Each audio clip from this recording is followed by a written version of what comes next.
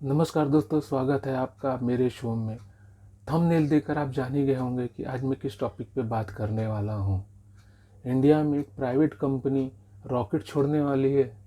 आप सोच रहे होंगे कि ये कैसे हो सकता है। सच में इंडिया में अब सरकार है ना, प्राइवेट कंपनी को बढ़ावा दे रही है कि आप भी आके रॉकेट छोड़िए। तो आप सोच रहे होंगे कि ऐसा क्यों हो रहा है। सरकार है ना, सरकार के पास अब क्या बड़े बड़े प्रोजेक्ट्स हैं, ठीक है। वो छोटे मोटे प्रोजेक्ट्स पे हाथ नहीं डालना चाहती है।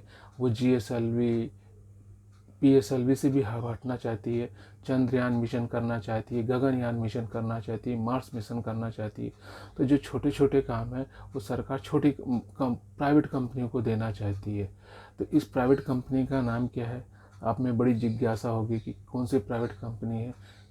प्राइवेट कंपनी है स्काई रूट। इस प्राइवेट कंपनी का नाम है स्काई रूट। और ये स्टार्टअप कंपनी है। इन्होंने ही मतलब रॉकेट बनाया है। इनके पास 3 टाइप के रॉकेट हैं, विक्रम 1, विक्रम 2, विक्रम 3। आगे हम इसकी चर्चा करेंगे। सरकार ने रॉकेट लॉन्च करने को इनको तारीख दे दी है 12 नवंबर से 16 नवंबर। अब आप बोलेंगे कि ये 12 नवंबर से 16 नवंबर क्यों दिया है, एक ही तारीख देना चाहिए। भाई मेरे, इसमें ऐसा नहीं होता है। इसमें हम मौसम को भी देखते हैं। ये रॉकेट लॉन्च कहाँ से होगा? ये रॉकेट लॉन्च होगा श्रीहरिकोटा से ही लॉन्च होगा, स्पेस सेंटर से लॉन्च होगा।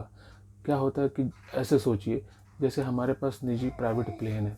अब हमें इस प्लेन को उड़ाना है तो हम क्या करेंगे, हम जाते हैं, प्लेन है हम, लेकिन प्राइवेट प्लेन को घर पे तो नहीं रख सकते। हमें उड़ाने के लिए स्ट्रिप चाहिए, एयरपोर्ट चाहिए।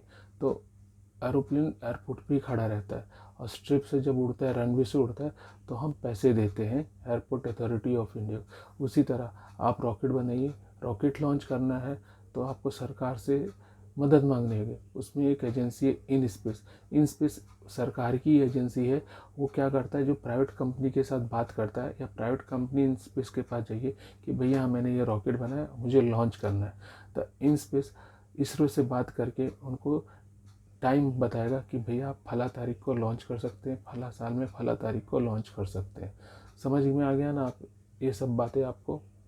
अब हम रॉकेट के बारे में बात करते हैं। जो ये रॉकेट लॉन्च होगा उस रॉकेट का नाम है विक्रम-S। ये 3 प्लेलोड लेके जाएगा। प्लेलोड का मतलब क्या होता है, सामान। सामान कुछ भी हो सकता है, सैटेलाइट हो सकता है, और भी कुछ प्लेलोड होता है। अगर हम अंतरिक्ष में रॉकेट से छोड़ते हैं, अगर सामान सैटेलाइट छोड़ते हैं तो उसको रॉकेट बोला जाता है। अगर हम उसमें बम रख दें तो वो मिसाइल कहलाएगा। बस इतना ही डिफरेंस है। अब ये काम कैसे करता है, लॉन्च होगा, उस मिशन का नाम रखा गया है, ये जो सैटेलाइट छोड़ा जाएगा विक्रम-S, ये सब ऑर्बिटल सैटेलाइट होगा। अब सब ऑर्बिटल सैटेलाइट क्या होता है?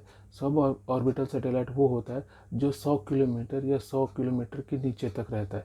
यानी जो रॉकेट से सैटेलाइट जाएगा वो 100 किलोमीटर या 100 किलोमीटर से नीचे की कक्षा पे स्थापित कर दिया जाएगा।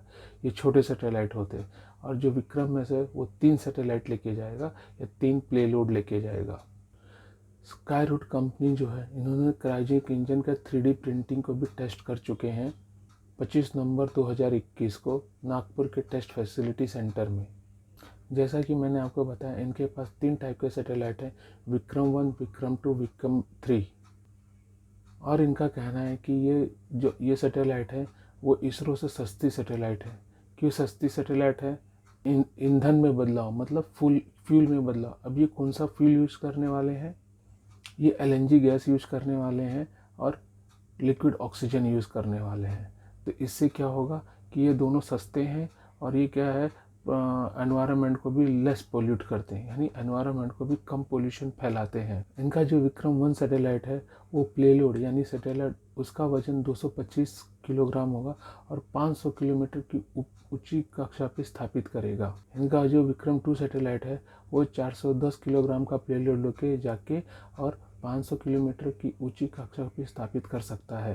जो इनका विक्रम-3 सैटेलाइट है वो 580 किलोग्राम का सैटेलाइट या प्लेलोड ले जाके 500 किलोमीटर की ऊपर वाले कक्षा में स्थापित कर सकता है।